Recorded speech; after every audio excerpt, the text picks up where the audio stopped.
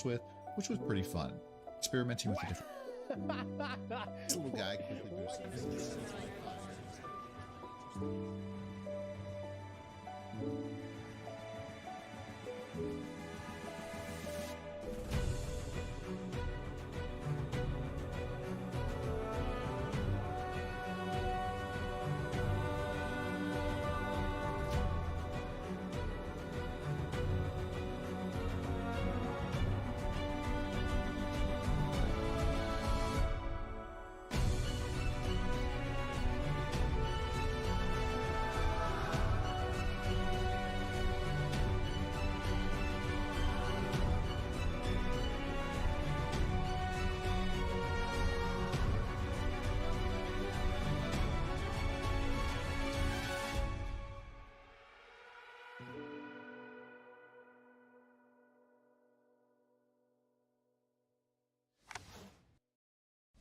Wow, here we are.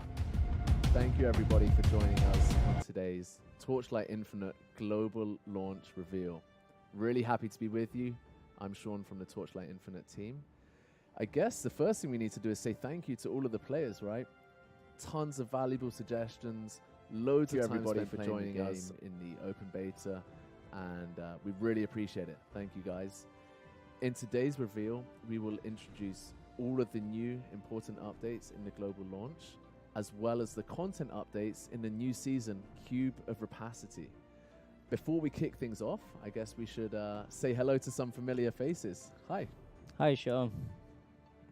Hi, everyone. This is Jack, the game director of Torchlight Infinite. It's been a while since our last live stream we had. I'm really happy to sit here and present our new season to you all. Hey everyone, this is Ian, the community manager of Torchlight Infinite. Glad to see you all again.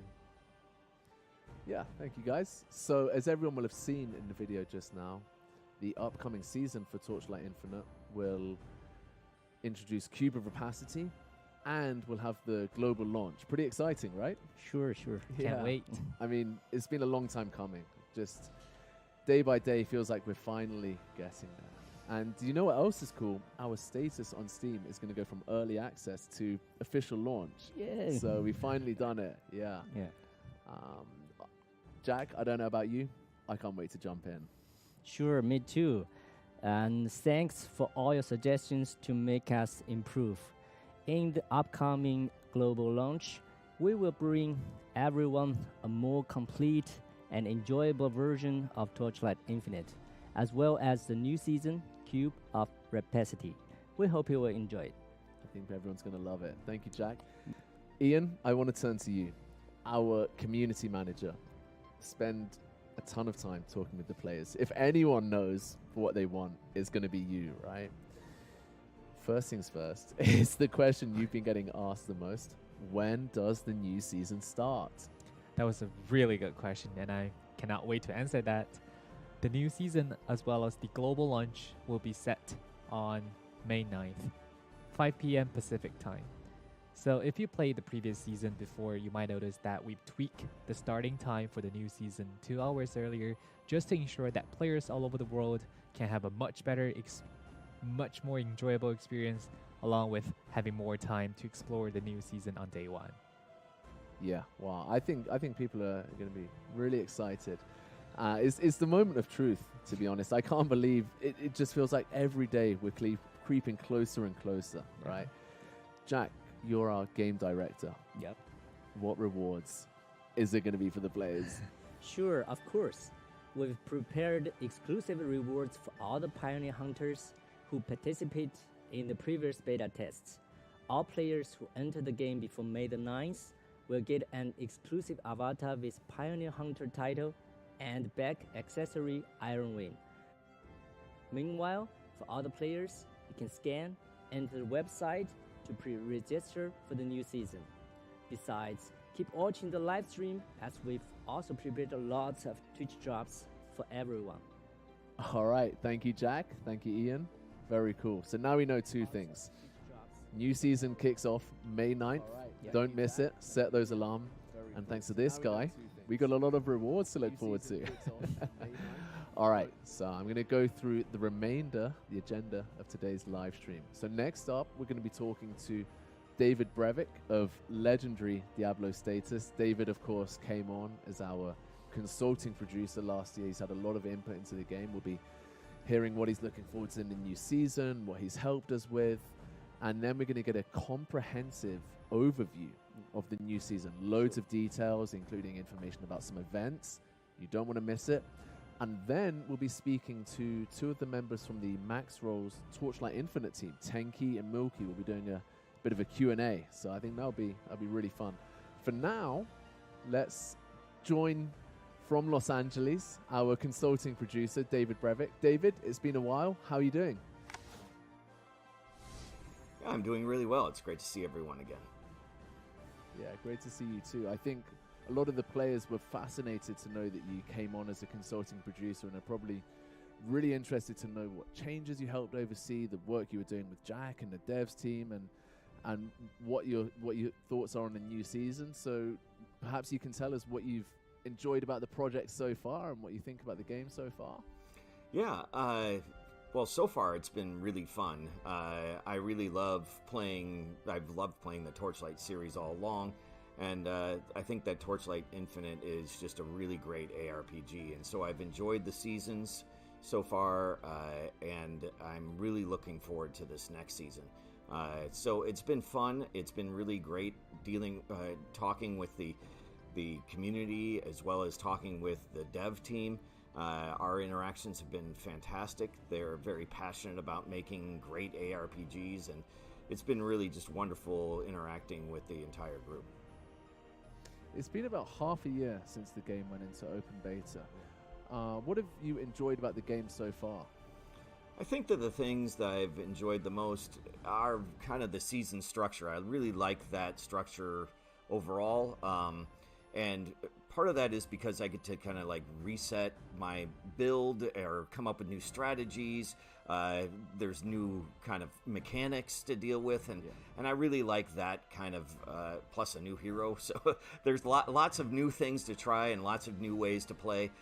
So I think that's something that I really look forward to. I enjoy that structure a lot, as well as kind of the starting over and going through the experience that I think so many people enjoy.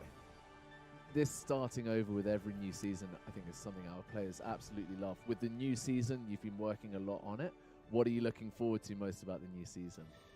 Well, I think that there's a bunch of things that I'm looking forward to in the new season. First and foremost, I'm excited about playing the new escapist Bing. I think that that's going to be a really fun character to play.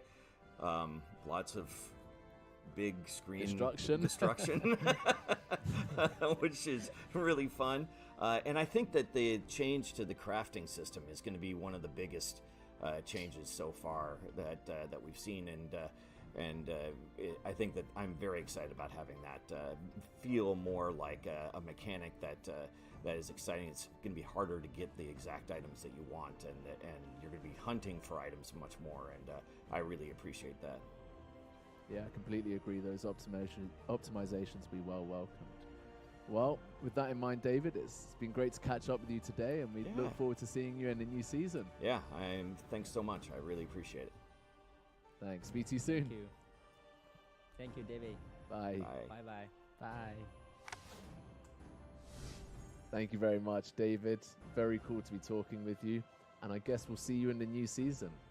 But for now, I think we shouldn't keep the players waiting any longer. It's what they've all been looking forward to, the content, the new updates in the new season. Ian has produced a very cool video for us. Let's watch it together now.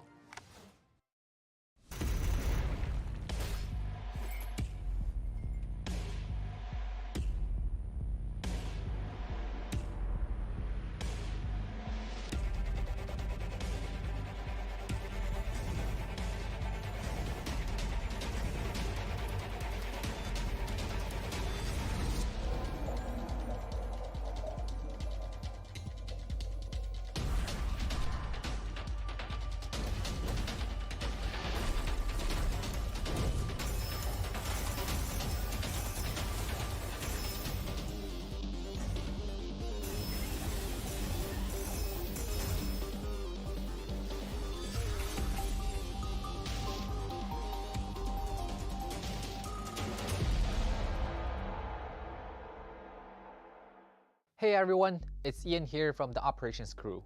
You must know by now that our new season's theme is the captivating Cube of Rapacity. Now let me walk you through some of the exciting highlights in this fresh season. First up, let's talk about the Cube of Rapacity's season's gameplay. In both the main story and Nethrome stages, you might run into monsters that mark with greed by the Cube of Rapacity. When you defeat these unique mobs, you will receive a Desire Crystal, an item exclusive to that map and can be taken out of the map. Once you've taken down the stage boss, the Cube of Rapacity will make its appearance. Offer it a specific number of Desire Crystals to receive random rewards, but beware, don't get carried away by greed, or you might anger the cube and lose all the rewards you've collected so far. The Cube of Rapacity will also attract unique and powerful bosses and special monsters in each stage, which will introduce new challenges and greater rewards in the stage clearing experience. We've introduced a new talent called Average Code, exclusive to this season's gameplay, that lets you alter the rewards or challenges presented by the Cube of Rapacity. This means you can enjoy a totally unique gaming experience with different season talent strategies at a very small cost. Of course, there's much more to the season exclusive gameplay than just this. When you draw rewards from the Cube of Rapacity, you might also get a Cube of Craving instead, which is packed with even rarer and more valuable prizes. Additionally, the Cube of Rapacity drops a unique item known as Desire Beads. Desire Beads represent the physical embodiment of Cube of Rapacity's sway over human desires. Black market merchants are more than happy to trade their most precious wares for those coveted items.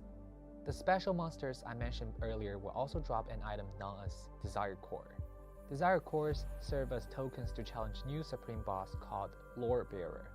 As the supreme judge of the High Court of Desire, this formidable enemy presents a tougher challenge for hunters than ever before.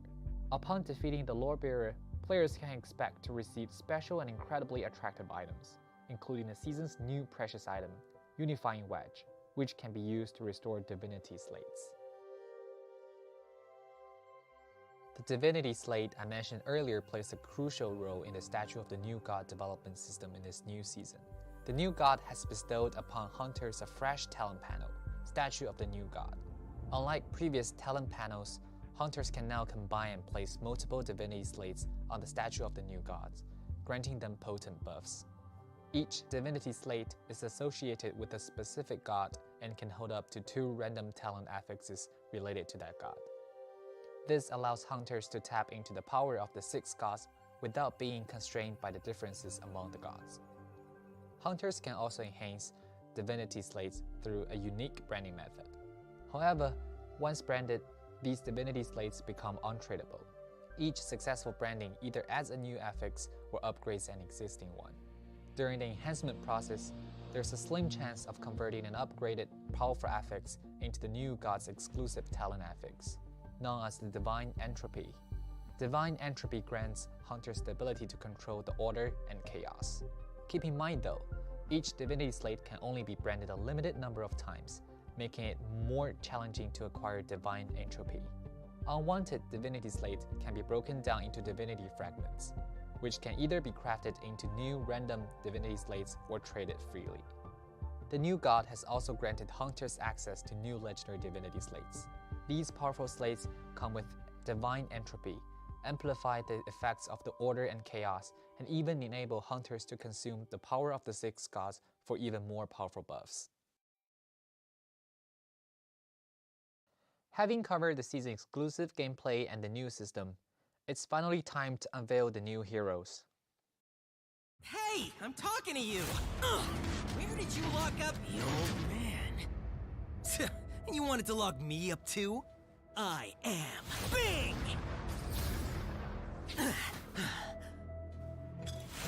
No place in this world can confine an escape.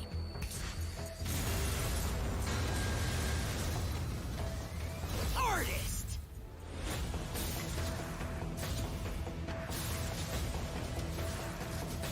It isn't here. Not here either. Get out of my way! Moto, you old man, where are you? Forget it. There's nothing an explosion won't solve. designed just like an explosion, and an explosion is just free! You rascal! Is this how you save someone? Calm down, old man. Check out the fireworks. If we don't blow up this broken world, how can we create a new one?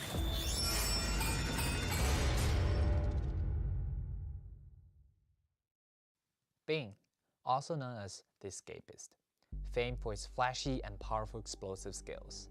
Anything that lingers in his hands for even a moment turns into a powerful bomb, constantly causing trouble for him, and that's why Bing's survival hinges on exceptional ability to escape.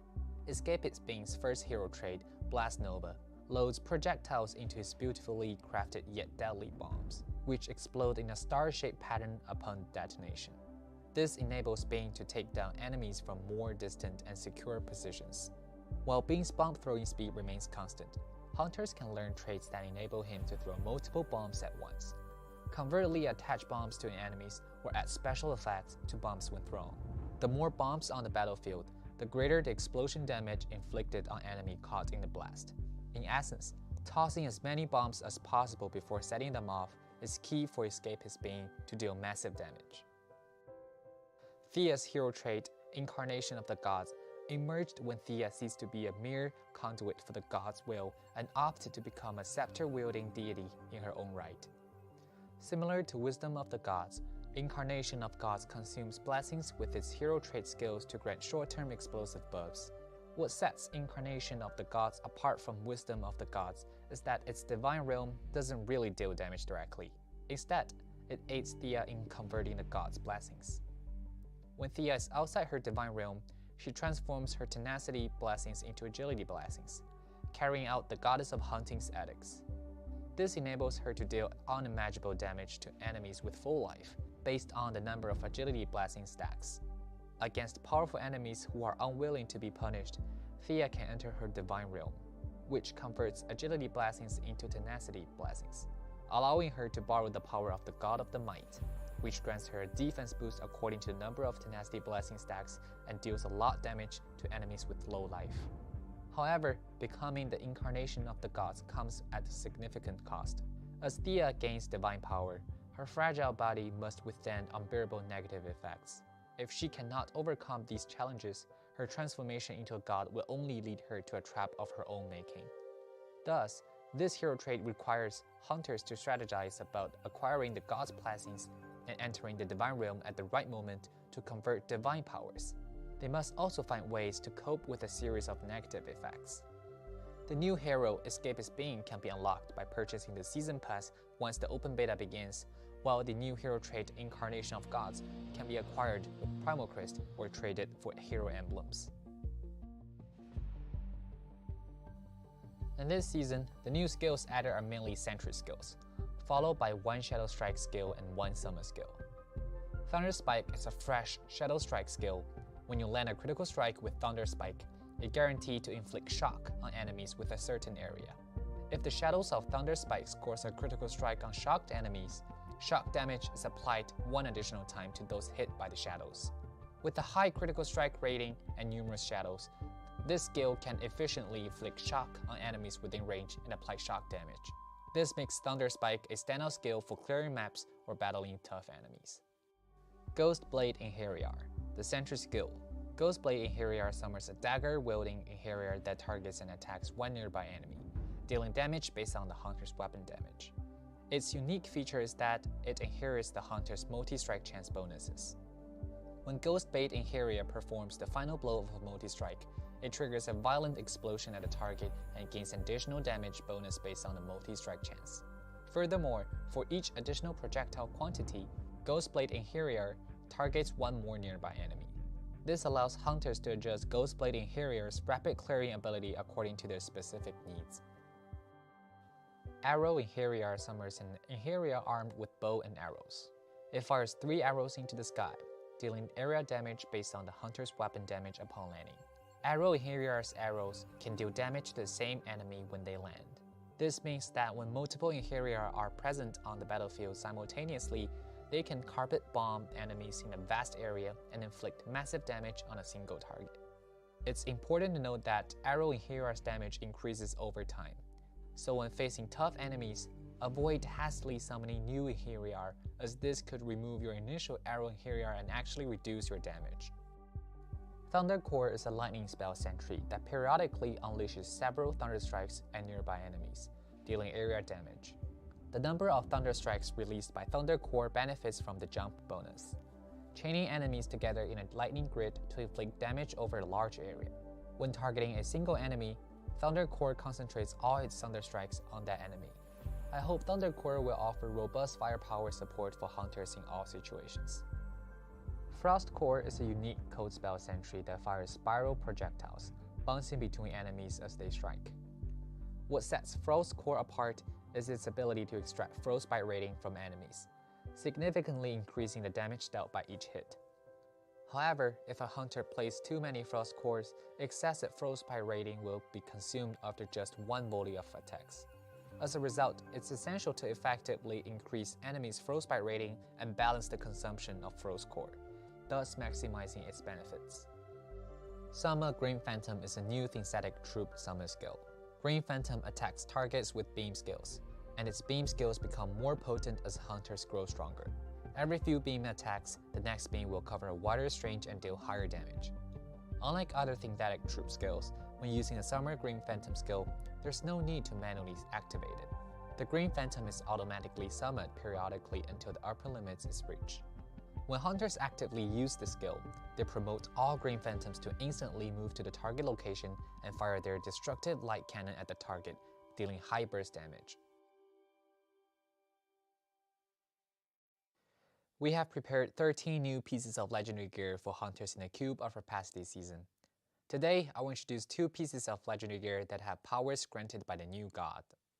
The legendary belt, Law of the Supreme Will, has Order and Chaos buffs, which are a pair of mutually exclusive buffs provided by the new god. It causes the wearer to lose Order and gain Chaos. This legendary gear increases cooldown recovery speed and movement speed when you have a high amount of Order. To utilize this gear effectively, focus on defeating enemies before your Order runs out. The key to this is to kill enemies quickly before losing all of your Orders. The other legendary gear is called Breaking the Eternal Wrist. When equipping this gear, the blessings of the 6 gods bring unavoidable debuffs due to the going against the will of the gods effect. However, this pair of gloves also grants you the power to devour the power of the gods. Every 4 seconds, you'll devour all blessings of the 6 gods on you and release an empowered skill based on the number of blessings devoured. Thus, hunters using this piece of gear will need to strategize ways to deal with the negative effects while obtaining unique and powerful buffs. Hero relics and hero traits are closely related to one another. There are numerous legendary hero relics and legendary hero memories to choose from in the new season, which creates more build possibilities.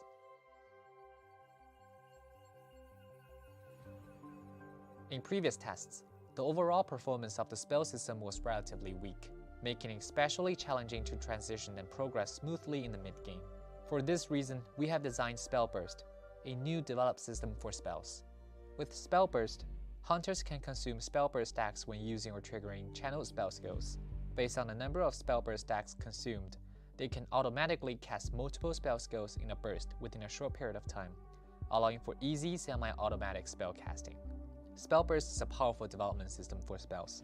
It enables hunters to have a relaxed and smooth map clearing experience while also allowing them to move around nimbly and avoid enemy damage. However, Spell Burst can only be consumed when it's at maximum stacks, so don't forget to upgrade the charge speed of Spell Burst when upgrading cast speed. We believe the addition of Spell Burst will bring spells to prominence this season. It's time for spells to reign supreme. Command is a new mechanic designed for summoning builds, specifically addressing the monotony of using synthetic troop minions due to the lack of related attributes that can be developed. By adding Command, we have introduced additional development paths for synthetic troop minions and significantly increased the damage dealt by synthetic troops. Since Command will always drop down to 0 quickly, changing the combat rhythm on synthetic troop minions can be achieved by developing Command. Hunters can choose to develop Command in a stable manner to ensure it is always within a certain range, allowing synthetic troop minions to deal consistent damage. Alternatively, special development methods can be employed to gain a large amount of Command in a short period of time, making synthetic troop minions attack wildly in an instant to deal massive burst damage. However, this approach may cause you to lose all of your command quickly after bursting. As a result, the key to defeating powerful enemies with an army of synthetic troops lies in learning how to effectively gain and maintain command. This new mechanic offers a more engaging and dynamic experience for hunters who prefer summoning builds. The new crafting system in Torchlight Infinite aims to retain the advantages of the previous system while addressing issues such as the lack of excitement and surprises during crafting. The new system consists of two components: prototype crafting and targeted processing. Prototype crafting allows hunters to lock up to 2 affixes on a piece of gear and re-randomize it into a prototype gear with up to 4 fixed affixes. This process retains advanced affixes on gear, but the plasticity of the original gear decreases with each craft. Prototype crafting is not possible on gear with 0 plasticity. This method enhances the looting experience, turning gear drops with advanced affixes into valuable crafting materials, and making the crafting process more exciting. Targeted processing replaces the old crafting method. While hunters can still use Amber to craft desired affixes, they no longer have the option to save or revert affixes when crafting a single affix. Instead, they can pay a certain cost to revert the gear to its initial states before target processing. It is recommended that hunters use prototype crafting to create good prototype gear and then use target processing to craft other affixes. This combination makes obtaining powerful gear easier than before, but crafting the best gear becomes more challenging and strategic, enhancing the overall crafting experience for players. Torchlight Infinite is constantly working on game balance adjustments and optimizations based on player feedback and testing. In the new season, many targeted improvements have been made to hero traits, skills, talents, and gear, with a special focus on legendary gear.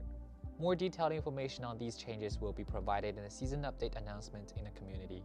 Continual updates and optimizations are being made to enhance various aspects of the game. Some examples include single hit damage limit can now exceed 2.1 billion. Netherrealm map affix customization, skill effect transparency adjustments, auto channel for skills and other switch features, advanced search in the trade house including searching for the repeated affixes, Path of the Brave improvements, addressing issues like the inability to pick up reverse after dying, pack spirits build configurations. These ongoing optimizations aim to provide players with a better gaming experience and ensure that the game continues to evolve and improving over time. In the new Cube of Rapacity season, there will be a variety of new pack spirits with different appearances released, including a season gameplay exclusive drop pad, a general drop pad, and 2 battle pads. Drop pads will help increase looting efficiency, while battle pads will assist players when they hit growth bottlenecks. A variety of new outfits will also be released in the new season, with some being sold directly and others being released in boon events. Keep an eye on game announcements and boon events to discover more about these appearances. We're looking forward to seeing you guys in the new season and are committed to providing a stable and smooth gaming experience. For more detailed information of the new season, Cube of Rapacity, stay tuned to the community announcements. Wow, you know what? I gotta say, new content looks very cool indeed. What about you guys? What are you looking forward to? What should we be looking out for? Yeah, for me, each new season I will try a new hero. For this time, I will definitely try the new hero Bing. You can see in the video, right? And what I like most for this new season is the looting experience. The dev teams have improved the looting experience quite a lot. I'm not just talking about the end game phase, but also when you are clearing maps in the campaign stage, right? You can see quite a lot of loots when you finishing the bosses and when you engage with the season mechanics. And the second thing is the itemization. The new crafting system and the talent panel offer a high degree of freedom and depth. Players will be able to explore new build combinations based on these new systems once we launch the game officially. Right. Yeah, I think it's going to be a real game changer for a lot of people. Yeah. Sure. Ian, what about you? Well, I usually pay attention to the new skills and the system optimizations. I've noticed that in the season preview, there are several sentry skills that's coming out. And what's cool about sentry skills is that it's not like other summoner skills, which is bind it closely to Commander Moto, which is our summoner hero. It is more like you can have your own path of development when it comes to having providing a similar battling experience like a summoner, but using a different path of development. Yeah, and for the system optimization, there's a lot of frequently asked ones, and including the scale effect transparency setting, and also the advanced search feature in Treehouse. Yeah, that's a big That's game one. changer. Yeah, that's the one I've been waiting for so long. I could never get a it's repeated searching affix, through, yeah. and many more to come. And Jack, I think mentioned we have some improvements in our Sure, controller sure. support. Yeah. Sure, one more thing. Yeah, the dev teams have put a lot of effort on optimization of our PC game experience. Now, for this time, the new season, you can play our game with a PC with controller, or you can enjoy your game on the Steam Deck. Nice. So perfect for players on any platform. Basically, Yes, right? yes, sure. All right. Well, let's check out some events coming up in the new season, shall we? You want to handle this one? Yeah, definitely. We got a really interesting contest that's in our next season. Like the previous ones, we're gonna have a cube of opacity related theme because we want our players to know the season theme quickly and how exciting it's gonna be. And like the one before, you can also have First down, right? yeah, it's not exactly first down, but you can also support the streamers to complete the puzzle Yep. in the next season.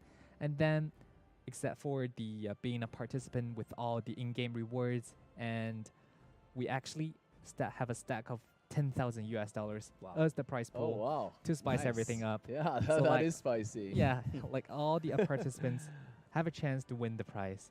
And yeah, So that- basically what you're saying is Mhm. anyone in the competition has a chance to win this prize. yeah, Sure, like you sure. can support your beloved streamers in this contest, and then for all those whoever did that support button, Yeah, did that support thing, they've got has a chance. Yeah, they got a Yeah. chance. That's Really looking forward to it. Yeah, that's Having really such exciting. such a fun and interactive contest Yeah, is the best celebration for our global launch. completely agree. I Yeah. think it's what the global launch needed, and I think following along the first down, like I say, it's interactive, right? It's, Yeah, it's the sure. KOLs, the players, the game. Yeah. It's all there together. And all right, so we've covered what we think people might want to know about, Yep. but it's not just about us, right? So we've Yep. got Tanky and Milky with us now. I guess for any questions they might have from the Maxor team or from their followers. Let's head over to them. Tanky, Milky, do you want to say hello? How you guys doing? Hey, thanks for having us. Really excited for season 3. And Tanky, how you doing? So, It's been quite a wild ride, and I'm really happy to be here. Looking forward to season 3. Hoping there aren't too many builds that break the game, or maybe there's plenty of builds that break the game in just the right way. In just the right way. Yeah, I like your attitude. You've just seen the introduction video. How do you feel about the upcoming season? Do you have any questions for us? Way too many questions to cover here. So I'll try to keep it a little bit brief. The first thing that caught my interest was the new talent panel, the Divinity Slate and the Seventh God. Yeah. This is a fundamental change to how talents are approached in Torchlight Infinite. Could you tell us a little bit more about how players can use this to customize their builds? Sure, I'll start on this one. Yep. So basically, the new talent panel is it's like a Tetris where we can put different divinity slates into that Tetris to fit in, so that we can have more customization for a hero, and that's also we want to create more space for imagination, so that it's a Tetris, right? You can change the shape and where to put. So that's also one kind of the strategy that we want to have to experience in a new season. And talking about the divinity slate, since it's talent related, the affix on it will be also from the talent panels. So which means you can also stack the effects from the talents, and that makes your hero could be much powerful than before. And also about there's some of the legendary slates where it has some special effects. For example, there's one legendary slate that can devour the effects for one of its adjacent slates, and then enhance the another slate that's right next to it. So where and how to put those slates into the panel is what we want our players to figure out and to experience the fun of it in our next season. Very cool. So you mentioned there about the Divinity slates. You can also use the branding system I remember seeing to enhance these. Can you tell us a little bit about that? Yeah, the branding system is like the crafting system for gears. The branding system is like the crafting for the divinity slates. And if you're lucky enough, there are the slates you got can have 2 affix. That's really powerful on it because it could be the talent nodes on the very right of the talent. That's usually plus skill levels or maximum stacks of blessings. Those are really powerful skills, and you can have 2 on that on default by when you drop it, and you can use the branding system to add 3 more affix on it. So in total, it was 5 really powerful. So which means basically 1 divinity slates on your panel means 5 more extra talent nodes. And you can also allocate on those into the most powerful points, which means it's also going to be really powerful for your heroes. So how much of a power increase could a well-branded one realistically be? That sounds quite strong. A lot. All I can say is it's going to be 5 talent nodes, but you can put it everywhere you want, anywhere you want. So, and also there will be like similar effects working as the infinity belt. So it's also be part of the plate. So yeah. Awesome. Yeah, something else that caught my eye, the new legendary items with Defiance of the Gods effects. Do you need to equip Breaking of the Eternal Wrist to enable this, or will each of the legendaries enable the effect in addition to their bonuses? Well, that was simply just one example. The truth is there's a lot more legendary that can enable that effect, including Defiance of the Gods and the Devour effects. And also you can not only equip using your legendary gears, but also using the divinity slates I mentioned before. So there are definitely other sources to get that effect. Don't worry, there's not only limited to that one. Okay, so I was going to ask you about Bing, the new hero. He looks really cool. It sounds like a bit of a trapper or a miner for like that kind of archetype. How does he actually interact with existing skills? Because this isn't something that's seems supported right now in terms of traps and mines. Can he use his tags with minion skills, sentries? Yeah, sure. So I will cover this question. Yeah. So I personally like Bing very much when I played Internal. It's when we design any new hero in our game. So our goal is to create a new playstyle for any new hero, right? Yeah, right. Come to Bing. So to your questions, he can use minion skills and sentry skills for sure. But the thing is, the cool things about Bing is he can convert the attack speed and the attack speed and the casting speed into a throwing bomb. So then we change the projectile skill to a bomb, and the bomb will cast the projectile instead of the skill itself. So that means when you throw more bombs, you can actually cast the multiple projectile skills in one time. And the thing is, if you want to increase your damage, and you just try to increase the number of the bombs, that's the key. Yeah. The more bombs you throw, then the more damage you will create to your damage. Yes. To the enemies, of course. Oh, and also one thing you can also build on around the projectile speed, because that not only increases the speed that you throw your bomb, but also directly increases the damage. So there's a lot of ways that you can build around Bing, and it's really fun hero that I've also enjoyed playing with. And also you can improve your throwing numbers of the bombs by, of course, the hero trait and hero relics and hero memories. So they will the combination together will make your build even more powerful. Worth playing. Yeah, that sounds really cool. In terms of heroes, one thing that I hear a lot about from players is hero emblems. It's a huge topic of discussion in the community. Sure. How many hero emblems are players going to be receiving in the new season? And can you share a little bit about how players are going to be getting them? Just from the season pass, or are there going to be some exclusive events? For sure. We know that the new hero is one of the key new content for each new season, right? So for the free players, they can get 100 hero emblems each season. Yes. So And these are not only from the season pass, but for some in-game events. The players just only need to first is leveling. When you reach some higher level, like each 10 level, 10, 20, 30, so you will get amount of the embers. Yeah, those are really easy to grind. Very easy. It's Or not you binded can to also get this by killing the bosses or clearing maps in the end game. Yes. Okay, so I was now going to ask you about the cube. It looks like a really interesting mechanic, and in Black Sail, it felt a little bit more unrewarding because of the amount of control you kind of had over the outcome. And obviously in this new season, you can continue to kind of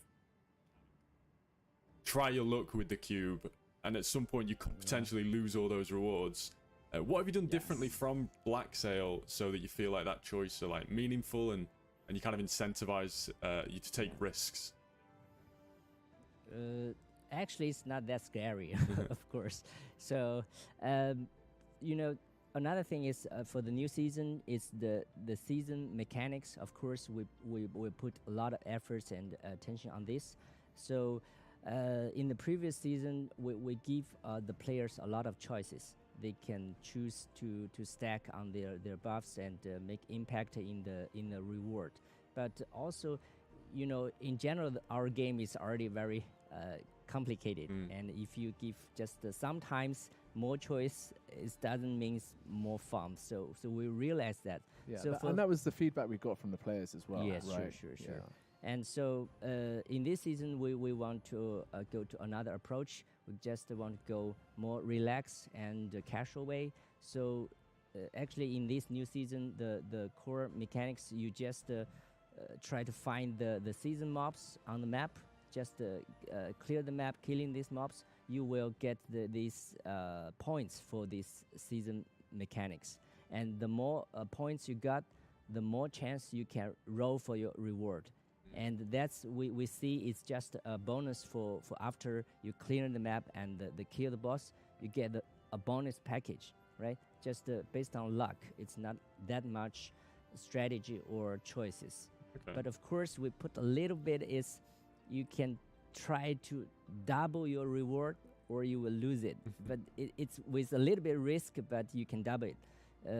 But it just depends on you. If you don't want to go to this risk, you just keep safe. You get to collect what you already get. You just go to another map.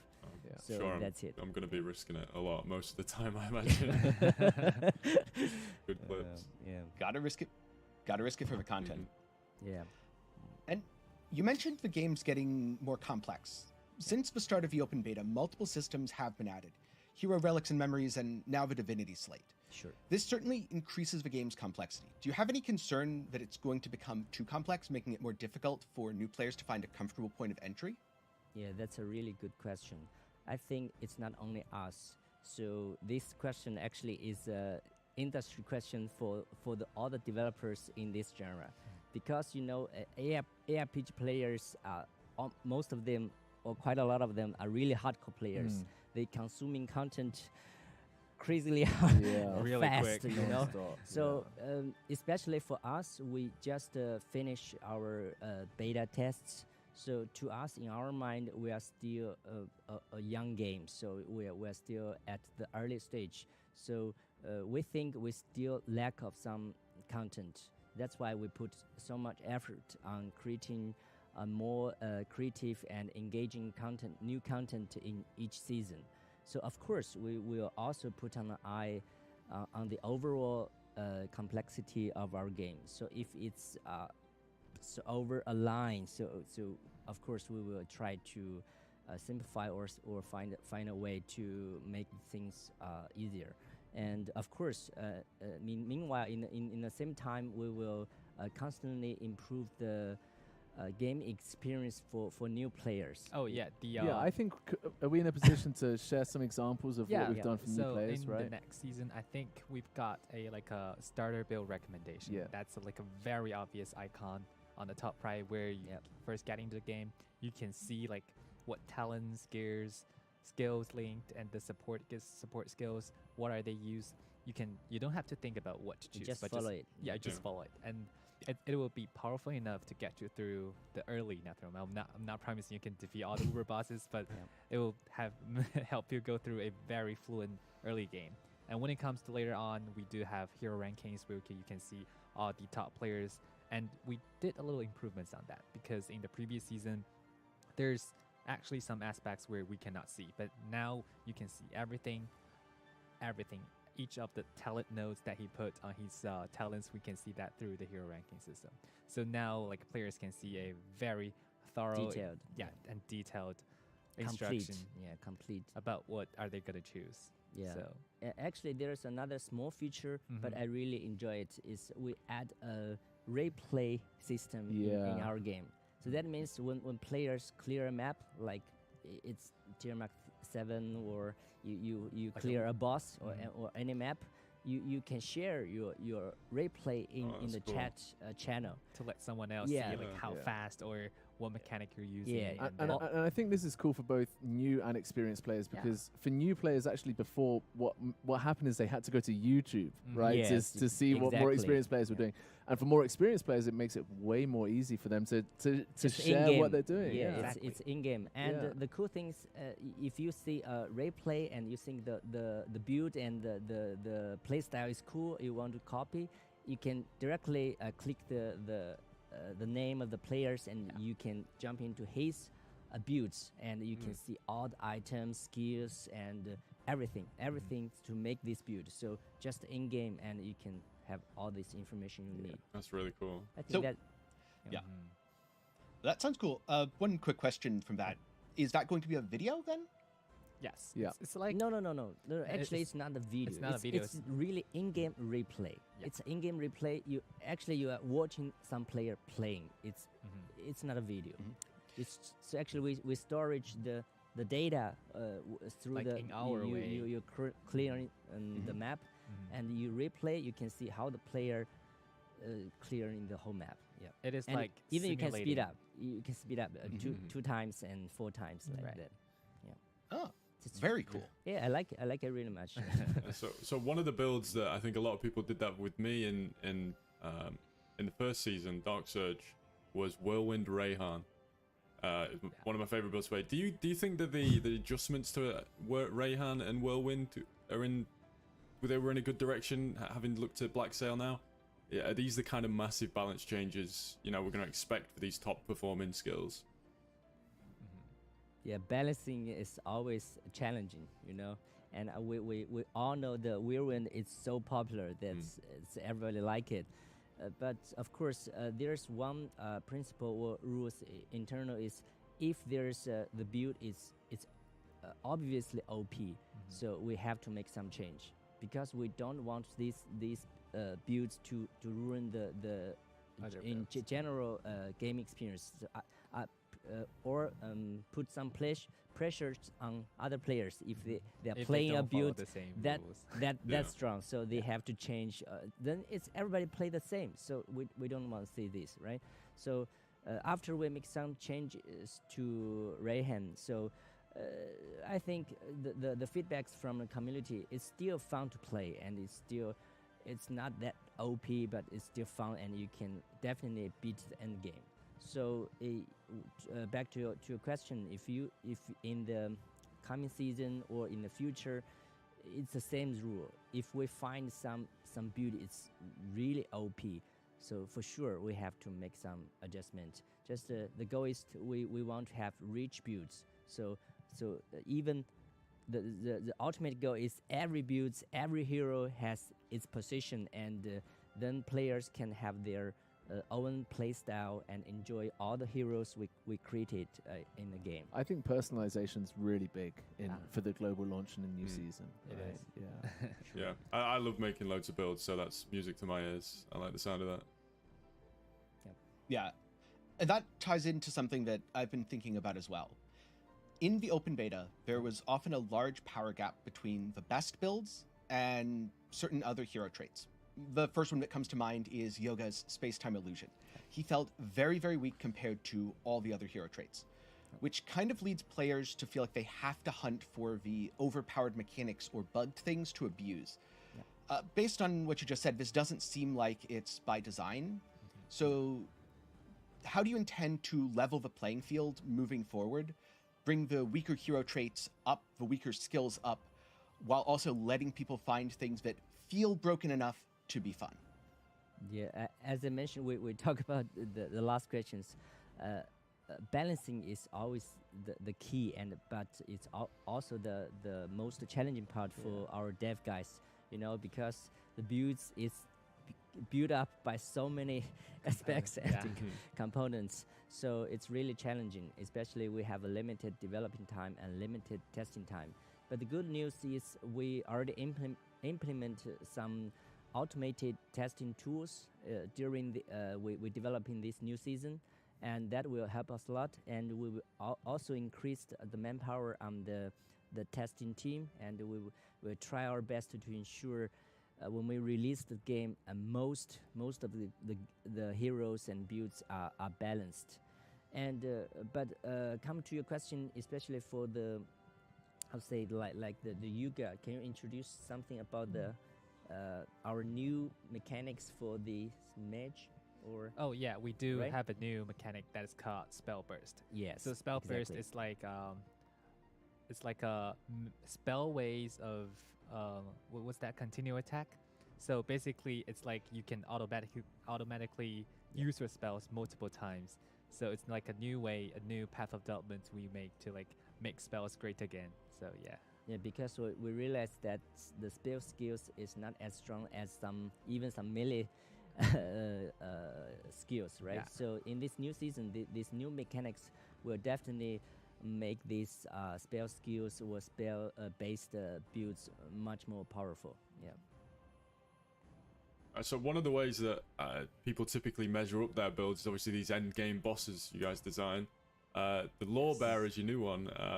Is we going to get invitations kind of like we did with the Lord of the Void Sea? Is it going to be tiered difficulties like 1, 2, and 3 like we had with the previous one? It's gonna be pretty much the same as we challenged Lord of the Void Sea. You'll get invitations, and depending on the number you put into it, it will have 3 tiers. And because we want to like players to have different levels to test out if their damage or defense is enough to like beat one of the Uber bosses. Yeah.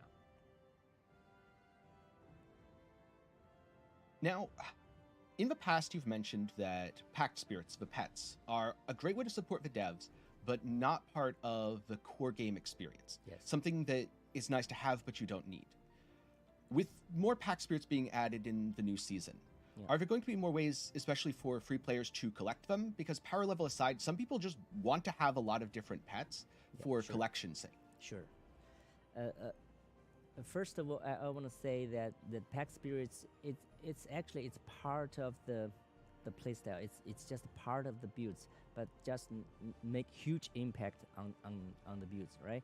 And for the free players, if we want to collect more, we will offer in-game events to our in-game currency. And with this in-game currency, of course, the free players will get the chance to collect the pack spirits.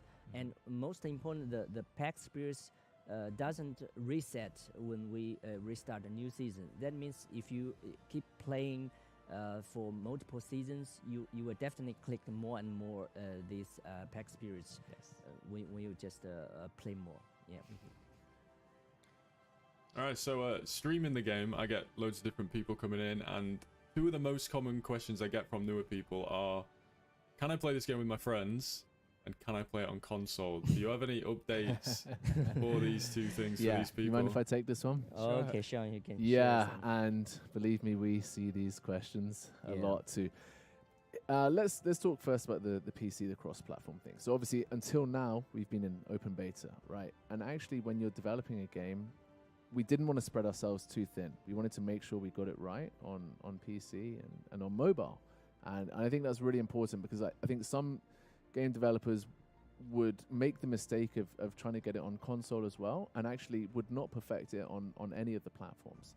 Secondly, also, Torchlight as a legacy IP series loans itself to PC play, right, in terms of the legacy gameplay. So I think a lot of our fans really enjoyed that PC gameplay, and then what we've done with mobile is brought it to a younger audience. Yep. I think for sure going forward, it's something we're paying attention to, right? And something we'll continue to look at and see when is the right time to bring it out on other platforms. But we've got some good news on Steam Deck, right? Yeah, here. Yeah. So actually the dev teams have put a lot of effort on optimizing the general game experience on PC, and also a lot of players are asking for controller support. So we already added a part of it, and for this new season, we optimized most of the core features or core systems when you're doing the core gameplay. So most of these systems already support controller support. So in this new season, when you play on like Steam Deck, you will definitely had a much better game experience. Or you can, if you play on your PC, you can have a controller connect to your PC, and you will get a similar experience on console. But for sure, we will try. We already a cross-platform game. For sure, we will looking forward and put more effort on the other platforms when we think, as Sean said, it's the right time. So we have to be focused first. Yeah. Yeah. And talking about the multiplayer, which Jack, we've been working really hard on. Yes, that's another topic. We see just times and quite a lot of players asking in Discord or in the community. For sure, we know. For us, even the internal team, everyone want to put this feature out as soon as possible. But actually, we just think we need just more time on it, because the game is really quite complicated, and especially we also have to take care of both the experience on PC and the mobile players. And the dev team is already trying trying very hard working on it. We are already working on it. But if we have a clear thought, and we will definitely share more on our dev blog or in our community in which season exactly and how this gameplay would be for this co-op and multiplayer functions. Yeah. Awesome. Yeah, I can definitely attest that the game feels great on controller. In the previous season, I played controller quite a bit, and it was really, really smooth. Yeah, the new season will be better. Yeah, even smoother. Better. That's great. One thing that I also did a lot previously is crafting. Yep. And I spent way more time than any person should crafting items in Torchlight Infinite for fun and sometimes profit. But it felt like there was very little reason to use an item which wasn't perfect. It wasn't like 6 times tier 1 mods were special. That was the expectation of a norm going into it. Now, going into the new season, it looks like crafting's changed significantly. What have you done in the new system to make it feel like perfect isn't the minimum requirement? Yeah, I'll explain this one. Yeah. So the previous crafting is a very easy to use, and actually a lot of players actually like that because it's easy to understand, it's understandable, and it's also very fun to use. Yeah, it's straightforward. So when we're making a decision of remaking the entire crafting system, we actually concerned about this, but we finally made that decision because the way we had before, like you said, the perfect is just the minimum requirement. We don't want that to be the goal because we want our players to more focus on the process, not the results. And which is the reason why we turned the new system into more organic gear acquisition. And because the new one is more like you can have unexpected surprises when you're clearing the early stage, and rather than you're only waiting for the final and best perfect gear. And then Torchlight Infinite is a game where you're always consistently improving your damage and your defense by crafting better gears, but not like we want our players to more focus on the process where you gradually getting your best gear, your better gear, but not like you're waiting for farming more, let's say Fire Elementium, and then just get a perfect gear. So I hope the remake of the crafting system will satisfy the crafting experience and better for the overall experience. Yeah, actually, it will also improve the looting experience. Yeah, exactly. Before if you are talking about crafting, you just wait for tier max 7 or tier max 8 to collect 86 level 86 or 85 gear.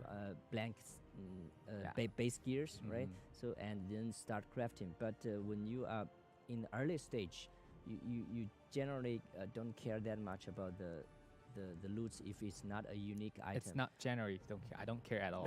What those no, gears. no, don't tell us. So there are still some legendary, right? It's Yeah, just you only care about legendaries. and- legendaries. But for the other rare or so items, it's not that much value. But after we change this crafting system, even you are clearing the maps in the campaign through the campaign, you will constantly drop some items that will caught your attention, Yeah. because Right. That sometimes feeling.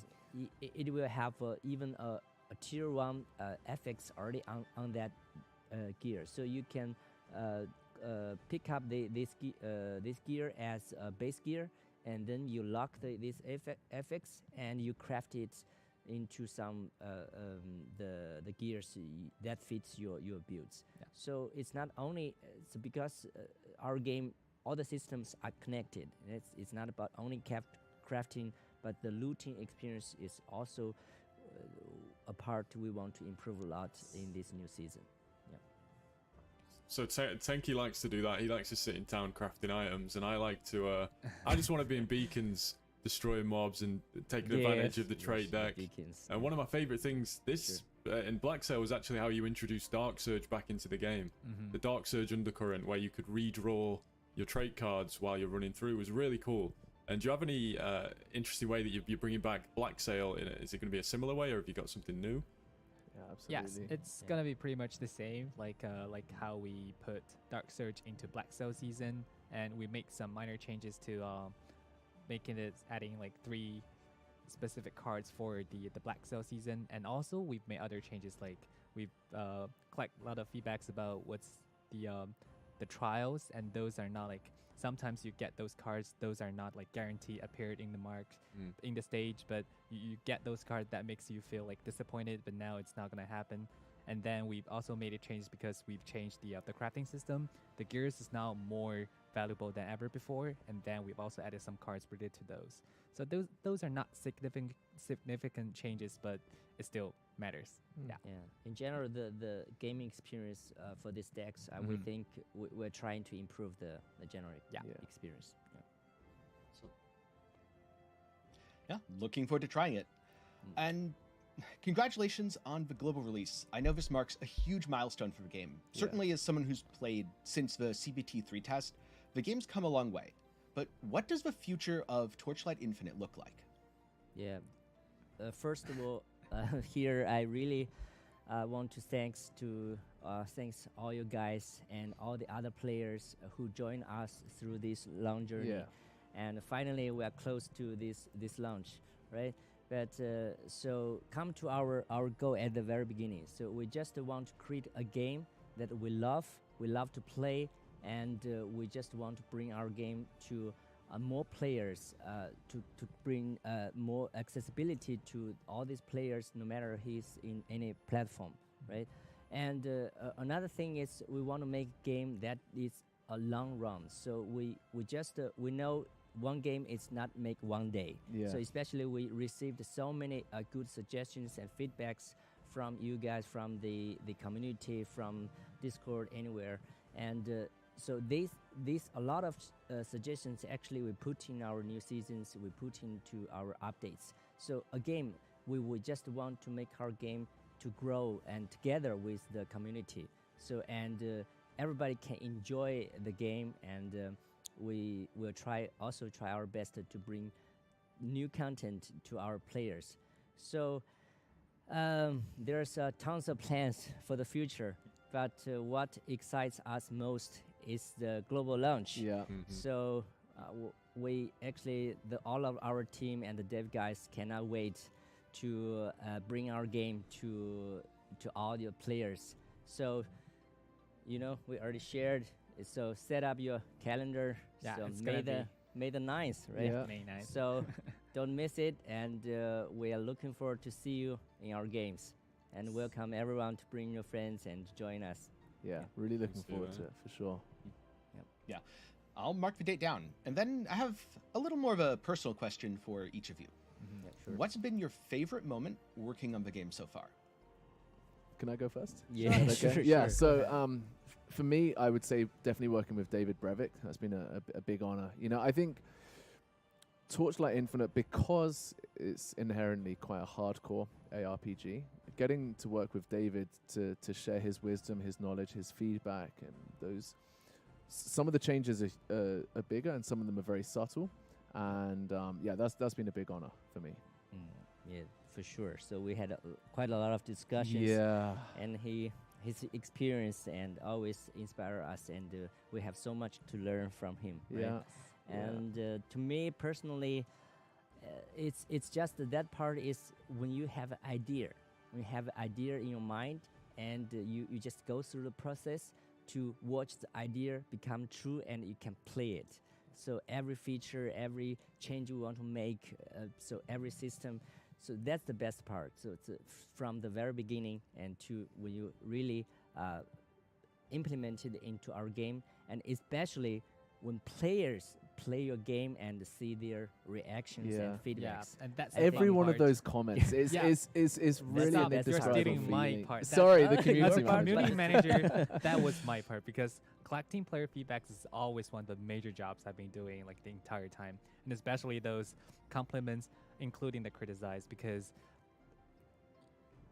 we've been having those meetings all day long, because I've been experiencing the same things. Okay, oh, I see that comment. I put that comment to the top of my report to see, okay, this is the one I'm going to talk on the meeting today. Yeah. And then to see how we make that change and how the comment has changed, that's going to be the most satisfying part I've been working here. Yeah, totally. Yeah, I definitely resonated with what you said, Jack, because for me personally, my favorite part is putting together a build and seeing it all come together, making those small tweaks to the gear, adjusting a talent here and there. And when it works, it just works. What about you, Milky? I'm a simple guy playing ARPGs. I just want to put a build together that just destroys everything and just go. Honestly, like Numbers. Yeah, Torchlight does that so well. I can just go into beacons over and over and over endlessly with my really overpowered character. I love it. Yeah. Hope you enjoy our new season. Yeah, I think you will. I think you will. Yeah, I think me and Tenki are going to be busy with definitely Max Raw with all the new stuff you're adding as well. Yeah, a lot of Definitely. new guides to come. And speaking of the new season, new game, and just ARPGs in general, if you could distill it down to a short phrase, how do you think that Torchlight Infinite sets itself apart from other ARPGs, and especially the ARPGs that you're intending to compete with? Yes. So to be honest, I think as a ARPG fan myself, it's a huge year. It's one of the huge best year for ARPG fans, because we have so many good games to play this year, and I think a lot of people will be quite busy. So, but to us, again, to our goal is we just, you know, as a developer, the best part is to creating your own game. That's most important. Your own game. That means, of course, you have to learn from the previous one, these AAA and all these games that bring you so many good memories. That's just go into your heart. You cannot forget these memories. But in the other hand, to us, you already a developer. You want to create a game to create some new experience to our players. So we are not trying to positioning ourselves to compete each other. So every game has its unique part, unique experience, right? So, but for us, the most important thing is to be ourselves. Of course, Torchlight franchise already have huge fan base. We want to deliver a really good game experience to these players. We also want to bring this fantastic ARPG experience to a wider player. So that's our goal. So yeah. So basically, that's it. So Yeah, well said. Make this genre great again. no, it's just to make the game the players really love. We know we're not perfect now. We still have a lot of I think our philosophy is to stick in our lane, right? Yeah. Stick in our lane, focus on doing what we can do best. Yes. That's definitely been a philosophy for us. Yeah, because there's always space. Even there are different games, they have their design philosophy, but that's the best part is you can always create something new. Even we make mistakes sometimes, but the players will give us feedback and help us improve our game. So we just want to keep this pattern and keep this momentum. Every season you can experience something new. Every season you have some new experience. So that's it.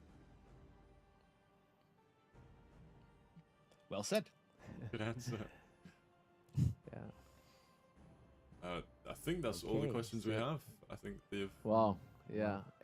If that Q&A hasn't covered most of it, then I don't know what else there is to cover. It's a really long one. Yeah. But it was great to see you guys, and really good to chat with you today. I hope you enjoyed all of the introductory videos and all of the content we've talked about today. And I'm pretty sure we're going to be seeing you soon in the new season. So looking forward to it. See you then. Yep. Definitely looking forward to the new season. It's been great to be on, and thank you for giving us the time. Thank you, Tanky. Thank you, you, Milky. thank you. See you guys soon. Thank you. See you soon. Thank you. Bye. See you. Bye. Bye. Bye. Bye. Thank you, guys. Thank you, Tanky and Milky. Really good to see them, right? Yeah, Love sure. the whole Maxwell Torchlight Infinite Yeah, team. they're great. Tons of great guides, loads of good content. Definitely go and check them out if you haven't already. And I guess that pretty much concludes today's reveal. Anything else you guys want to add? Well, thank you everyone for supporting us all along. We cannot wait to deliver the next season to you guys, and hope you guys will have fun. Yeah.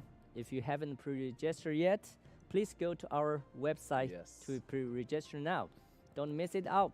Yeah, the new season is May 9th, 5 p.m. Pacific time. I'll see you later. We'll see you there. Thanks, guys. See you. Bye. Bye-bye.